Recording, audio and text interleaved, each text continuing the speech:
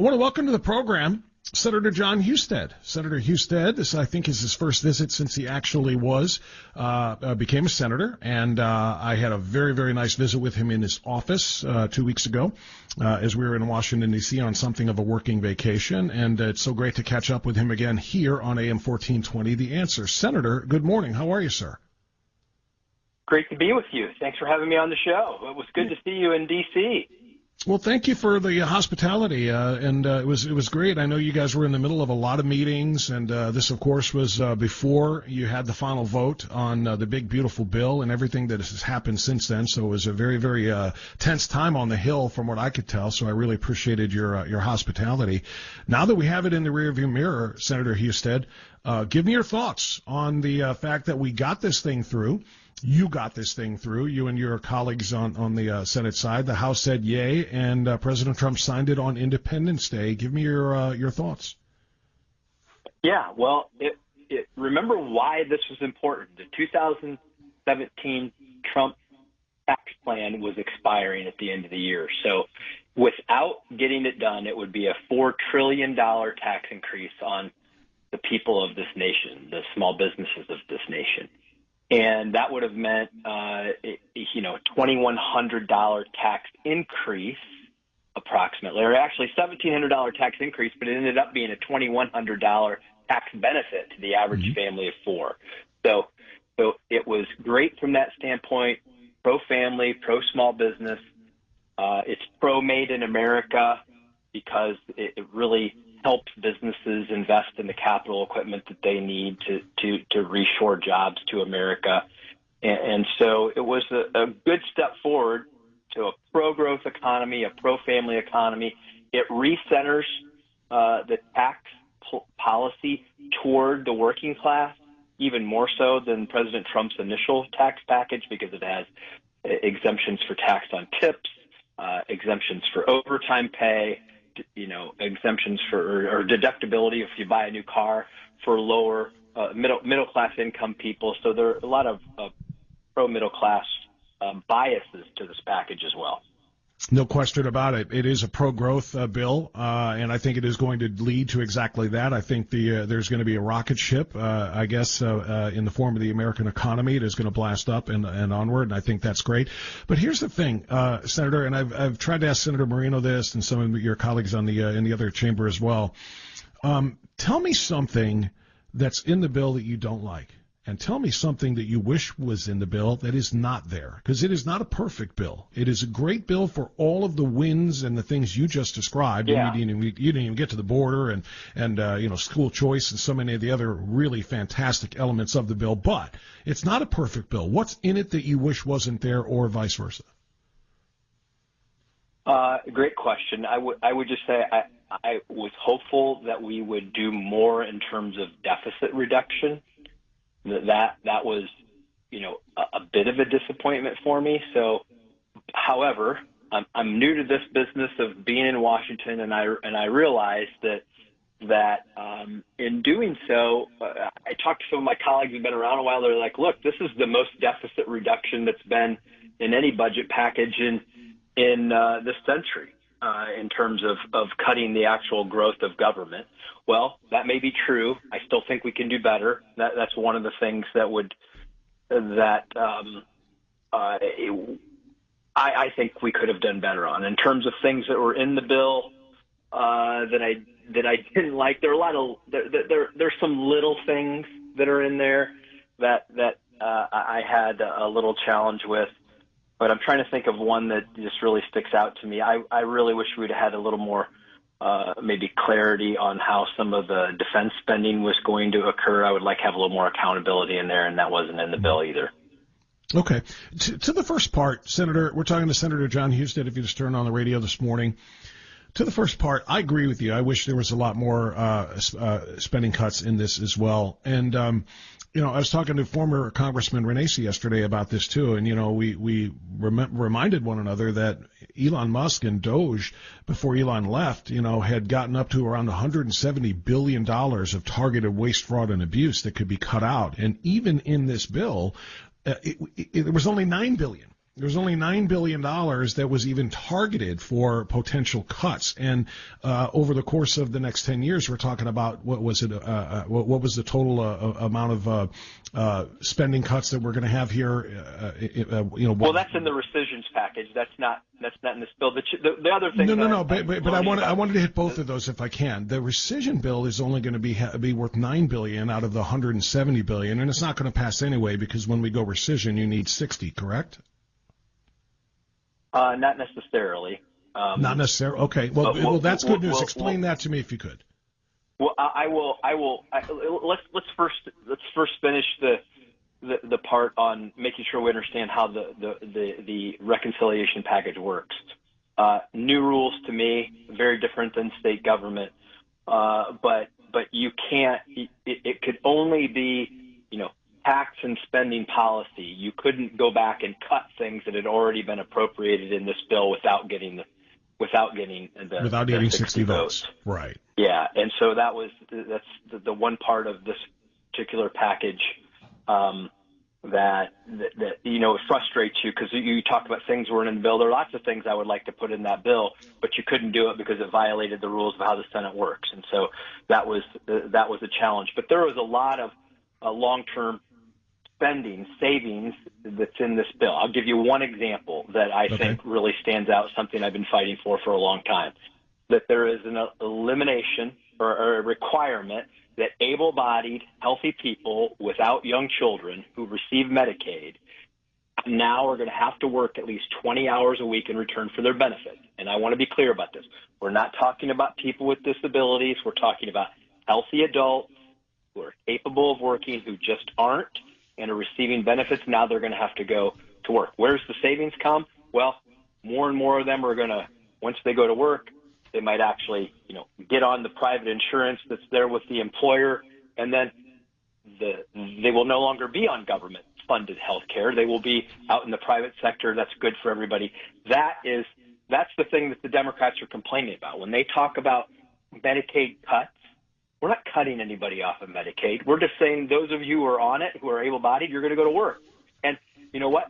Fewer of them are going to be on the government system and will be out there working, contributing to society, and have private health care. And we're also going to eliminate some of the ways that many of the blue states were offloading costs for health care through Medicaid for illegal immigrants. So those are the things that we talk about when we were talking about real when the Democrats talk about kicking people off of Medicaid. That's what they're talking about. Nobody has to leave Medicaid. Medicaid. That's so important. I just think that's an important thing to mention, because when we talk about the challenge of making, getting savings out of the bill, that's the stuff we're doing, and they're crying that we're trying to kick people off Medicaid. That's just not true. We're trying to make the system, preserve the system for people who really need it. I'm glad you clarified that. That is very, very true. And not only that, by the way, it doesn't even have to be work. If you put in 20 hours of school or 20 hours of volunteering per week, you will still be able to keep your Medicaid benefits. So, people are saying, you have to go. It's not even a full-time job, and it doesn't even have to be a job. If you're trying to better yourself by getting an education, that 20 hours would count toward this as well. And then the other thing, Senator Husted, that people didn't talk about, talking about the critics and the media, quite frankly, those who oppose this bill, is that Medicaid spending is going to go up 20% over the next 10 years. Medicaid funding goes up 20%. Scott Bessent talked about this over the weekend.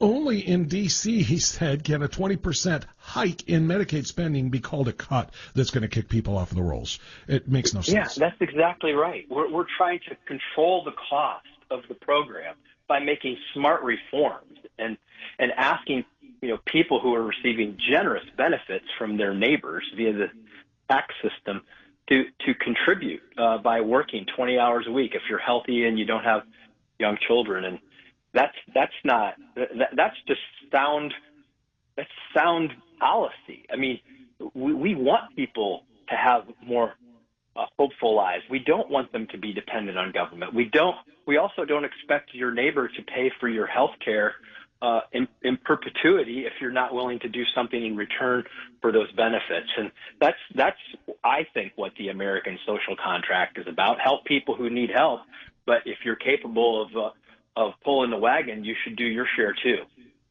Completely agree. Senator John Husted is our guest this morning. Real quick on the rescission thing then, because I had been under the impression that the rescission package would require 60 votes in order to be able to, as you say, reallocate spending that had been appropriated by Congress. That's not correct?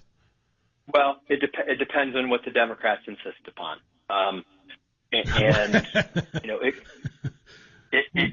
could take. There are ways you could do it. It would take 60 votes. I mean, you're probably right. That's probably how it will end up playing out, but doesn't necessarily have to work that way. This is my first process of going through rescissions. By the way, this is a new process because Congress never does this. Congress never. And by the way, a rescissions package must come from the White House. That's not something Congress can initiate. Mm-hmm. The rescissions package has to come from the request from the executive branch, and then it goes to the House of Representatives and then comes to the Senate. There are rules on how this works. They're new to me, obviously, as a new senator, but it's also something that's new to the process because most times Congress doesn't ever do this. They appropriate the spending. They just keep it going on in perpetuity. This is a situation where we're finally going to try to take back some of that spending that has been identified by DOJ. Yeah, and that's the big part of this too. And again, from what I understand, even in the rescissions, they're talking about $9 billion. What about the $170 billion that DOJ discovered that is waste, fraud, and abuse? And I don't know what the process looks like for that, but I know you can't solve all of that in your first few months here on the job. But that'll have to come from the. Well, first of all, the White House, I think, has two opinions on this. I think that they think that they can just not spend that money, but that will have to be worked out in the courts. But they did put forward the rescissions package. But again, that cannot be initiated by Congress. That has to be initiated by the executive branch. Got it. Senator John Husted is our guest. Senator, I'm looking at your Twitter timeline or X timeline. Yesterday you posted something about the Stop the Scroll Act that you are supporting. I hadn't heard about this. Can you tell us about it? Well, we're trying to, a couple things on Stop the Scroll. I've been very concerned about how social media is impacting kids and also how it's also being used to perpetrate fraud against elders and elder abuse. And so what we're trying to do with some of the work I'm doing in that space regarding AI and the policing social media is to really put, rules in place that are going to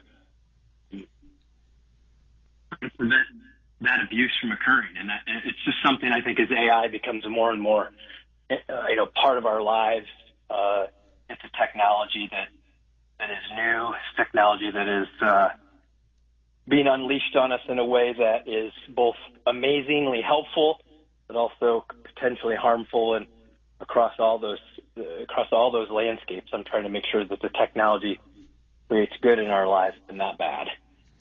Yeah, how important was it to you and your colleagues, by the way, to get that stripped out of the big, beautiful bill, that provision that basically stops states from regulating and putting guardrails in place on AI, that it could do whatever it wanted for a decade? That was a huge, huge red flag for a lot of your constituents, I know.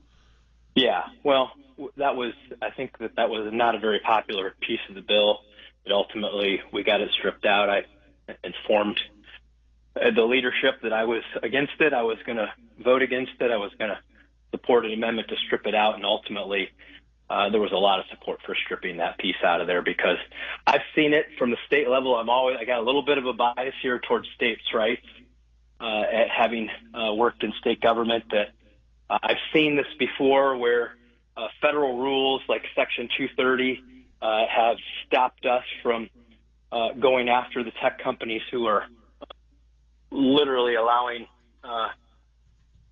our kids to be preyed upon by algorithms and bad actors out there. And I wasn't going to be part of seeing a federal government put rules in place that were going to stop the states from protecting kids especially. Senator, I want to ask about elections now, if I can, real quick. First of all, bigger picture, then your own personal situation about retaining your office. a lot of people have said the Democrats are screaming that what the Republicans just did by the passage of the big, beautiful bill is they have guaranteed, a landslide shift in the majorities in both chambers in 2026.